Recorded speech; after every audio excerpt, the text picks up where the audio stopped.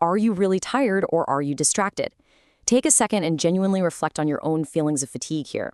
The text suggests there's a profound difference between the physical exhaustion of doing what you're actually supposed to do and the total mental drain of just being scattered. It essentially demands that we stop hiding behind the excuse of being tired when, in reality, something else entirely is going on. So, the author points out a pretty massive and honestly kind of embarrassing hypocrisy in our time management. Think about it. We magically find 3 hours to scroll through our phones, replay old conversations in our heads, or watch somebody else eat lunch on the internet. We somehow always have plenty of energy to check who viewed our stories, right? But then, when it's time to do something truly meaningful, like praying, opening the Bible, or working on the actual vision for your life, suddenly we're too tired. The source makes it painfully clear. We don't have a time problem. We have an attention problem. What's super fascinating here is how the author actually defines the word distraction. It's not just about losing focus on a spreadsheet at work. No, the text defines distraction as anything that consistently pulls your attention away from what God has called you to do. It's a completely mission-focused definition. Basically, if it pulls you away from your core assignment in life, it is by definition a real distraction. But here's where it gets really dangerous. The author warns that the worst distractions rarely look like outright evil or some massive moral failure.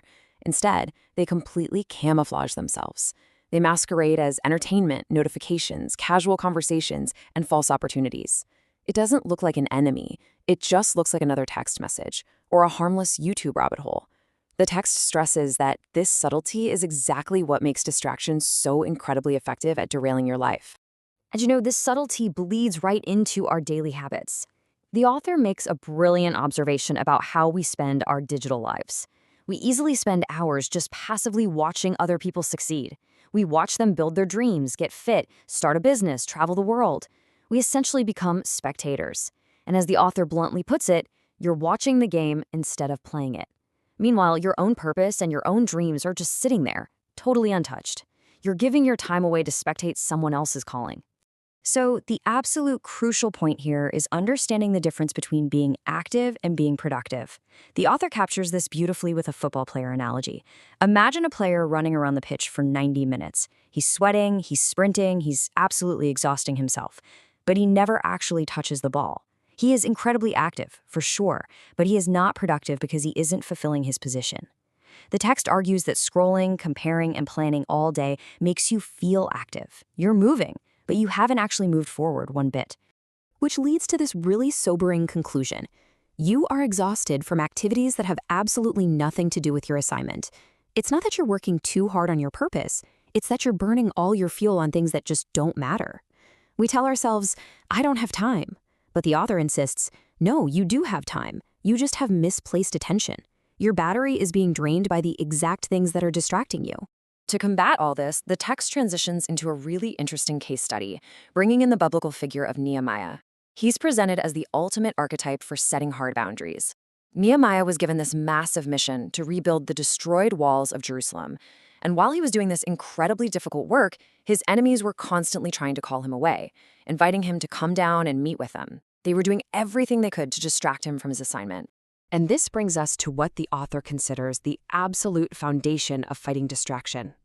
When he was called to step away, Nehemiah responded with this iconic quote, I am doing a great work so that I cannot come down. That's Nehemiah 6:3. He understood his assignment so well that he knew not every invitation deserves a response. Not everybody deserves access to your time. The text suggests that sometimes the most powerful, focused thing you can say to the world is simply, I can't come down. I'm busy building. Now, the text makes a really fascinating spiritual assertion here about how opposition actually works in our lives.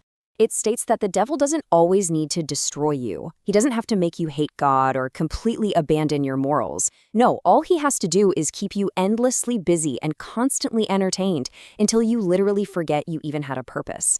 It's a strategy of total neutralization through amusement. To counter that strategy, the author applies Matthew 6:33, but seek ye first the kingdom of God and his righteousness. The absolute most crucial word there is first. Not when you finish scrolling, not after everybody else on the internet gets a piece of your attention, not when life suddenly becomes convenient. The author argues that you have to give your calling the priority, not just the leftovers of your energy. Because whatever gets your first attention is what eventually starts directing your entire life. Now, to be fair, the author acknowledges that technology, smartphones, and social media aren't inherently evil. Entertainment isn't automatically a sin. But they introduce what I love to call the control test. If you think you can stop any time, well, the text challenges you to prove it. Put the phone down, close the app, and walk away. The hard truth presented here is that anything you cannot control will, eventually, control you. Building on that exact test, the author introduces a principle from the Apostle Paul in 1 Corinthians 6:12, "I will not be brought under the power of any." This perfectly sets up a vital shift in how we understand discipline and our relationship with the things competing for our time. It is basically a declaration of independence from the constant daily pull of digital and social demands. And this principle sets up a pretty radical redefinition of true freedom. We usually think of freedom as just doing whatever we want, or somehow magically having no bad desires at all. But the author defines freedom as having desires that don't have you. It means you can feel the pull of entertainment or comfort, but you have the disciplined ability to just say no. You can study when Netflix is calling your name. You can work when nobody is watching. Why? Because your assignment is bigger than your appetite. Because of this, the text completely flips the script on how we often pray for success. The author notes that some of us are out here asking for a bigger platform, more influence, more success, while God is asking, can I even trust you with your attention right now? Can you finish the small thing I already gave you? The challenge to the reader is to stop waiting for lightning from heaven or a massive new opportunity, and instead execute better discipline on the assignment that's already sitting right in front of you. All of this builds into this rhythmic, cascading chain reaction that maps out exactly how your daily focus dictates your life. Check this out. Where your attention goes, your energy follows. Where your energy goes, your habits follow. Where your habits go, your character follows. And where your character goes, your destiny follows. It all starts with that very first step, your attention. Your attention literally is your life. Which brings us to a stark, pretty heavy warning from the author. Guard your attention, because the distractions of the world might not steal your calling by force, but if they can capture your focus long enough, day after day, year after year, you might just voluntarily walk away from your purpose. You won't fail spectacularly, you'll just slowly fade out, distracted by a million little things.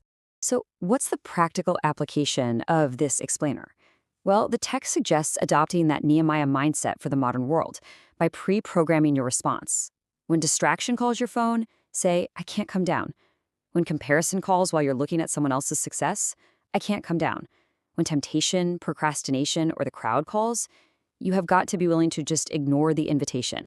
Because at the end of the day, you really have to remind yourself of this mantra. I am doing a great work so that I cannot come down. It is so empowering. It changes you from a victim of a super busy world into an active builder of your own destiny. You're not too tired to build, you just need to guard your focus. So the question the source material leaves us with is this. Are you going to keep running around the pitch without ever touching the ball, or are you going to stay on the wall until the work is finished? Thanks for joining